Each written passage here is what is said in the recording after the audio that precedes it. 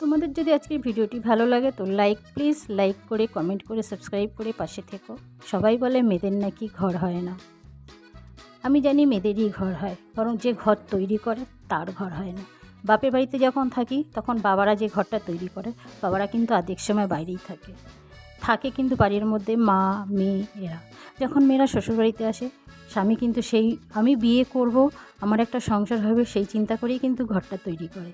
সেই সংসারে কিন্তু সেই স্বামী কিন্তু সারাদিন সে তার কাজ কর্ম নিয়ে বাইরে থাকে। বাড়ির পুরো তদারকি কিন্তু একটা মেয়েই করে। কোথায় ঘর সুন্দর হবে, কি রান্না করব, আমার রান্না যেটা ভালো হবে সেটাই আমি রান্না করব, আমার মেয়েকে আমি কীভাবে মানুষ করব, সব কিন্তু মেয়েরাই ডিসিশন নেয়।